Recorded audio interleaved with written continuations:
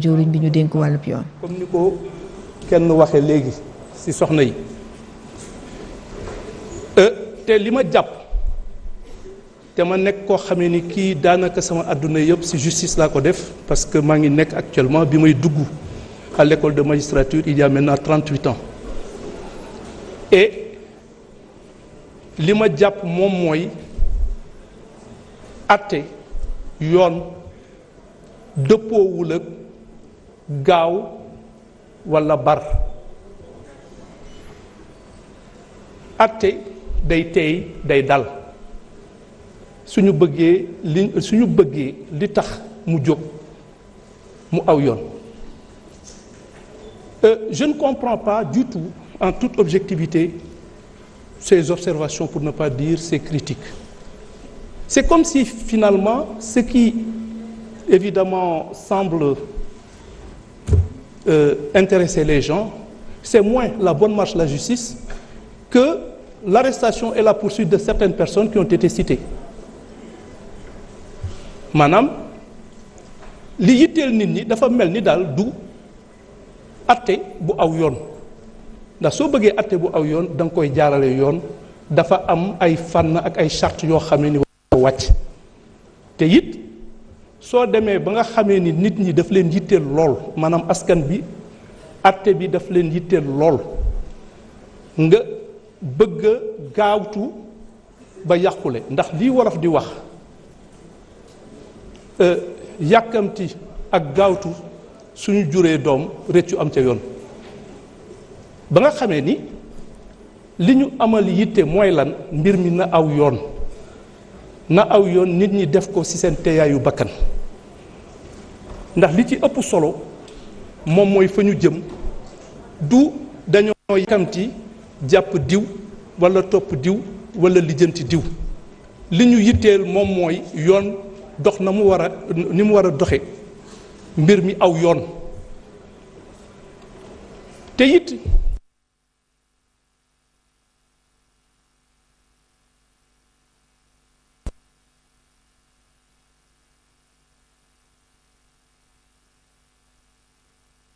tëral ñu le pôle judiciaire financier maanaam moom mooy ëttu àttekat bi nga xamee ni moom moo yelloo saytu li nga xamee ni lii moom moo ñu yitteel ci mbirum àtte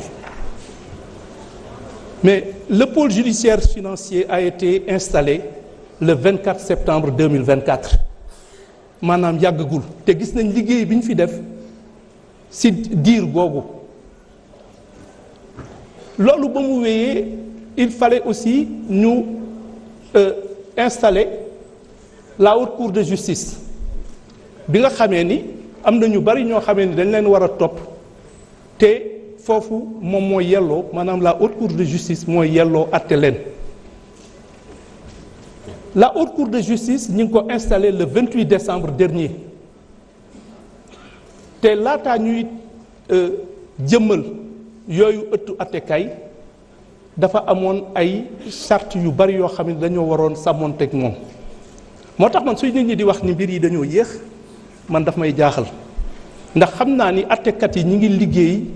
li ñu mën te le pôle judiciaire financier parce que ni yoon tëdde litige boo xamee ni ëpp na même su dee escroquerie ak abus de confiance ëpp na 50 millions moom moo koy war a àtte te gis nga fii ay milliards la ñuy wax lu ci ëpp ba nga xamee ni li ëpp ci affaires yi ñu war a àtte pôle judiciaire financier moo koy def te ñoom bari wuñu am na dossier yu baree bari ñi ngeeki moom ñi ngi ciy gaawtu ñi ngi ciy ànd nañu xarañteef bu am solo ak yéene bu am solo waaye dafa nekk dossier yoo xam bari na bari waay boo xamee ni bii du yëpp ngay mën a songandoo ndax amuñu àttekat yu ni toll moo tax li ma bëggoon et je tiens à le dire de la façon la plus solennelle et je rends un vibrant hommage aux magistrats qui jusqu'à présent abattent un travail remarquable en toute indépendance et dans un professionnalisme qui ne laisse place à aucun doute Et je crois que, compte tenu justement de mon expérience dans la justice, en tout cas de l'expérience qu'on me crédite, que je me permette, dans la précipitation et en exerçant une pression sur la justice ou sur ceux qui l'incarnent, je deviendrai ce que l'autre appelait une forme d'inexactitude terminologique. Je n'ai jamais accepté qu'on fasse pression sur moi, surtout dans un sens déterminé. Qu'on ne compte pas sur moi pour exercer la moindre pression sur les magistrats du siège. Je n'ai aucune autorité sur eux. Je sais qu'il faut un excellent travail. S'il leur arrive, et je crois que c'est la plus grande innovation de notre temps, il leur arrive de rendre des décisions en parfaite contradiction avec les réquisitions du parquet, et je n'ai jamais eu à faire la moindre observation, encore moins la moindre critique. C'est de leur responsabilité, c'est de leur prérogative,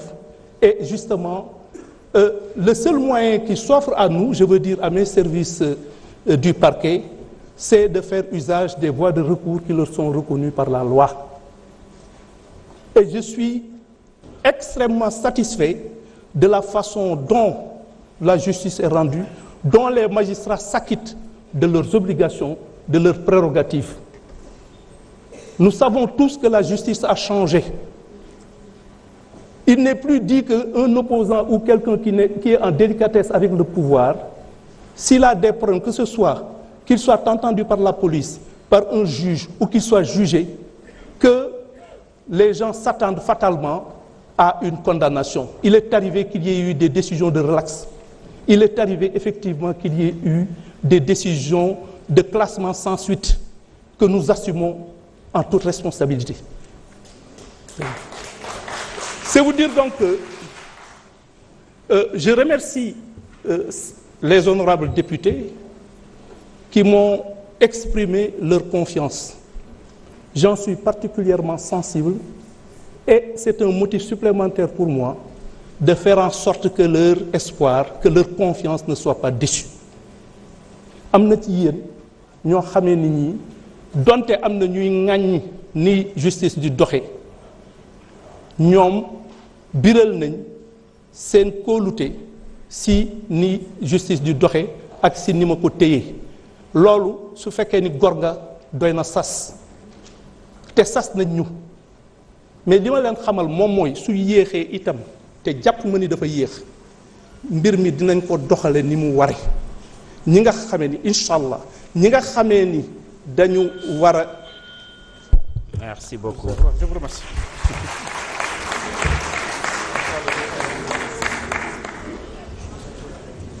Je vous remercie.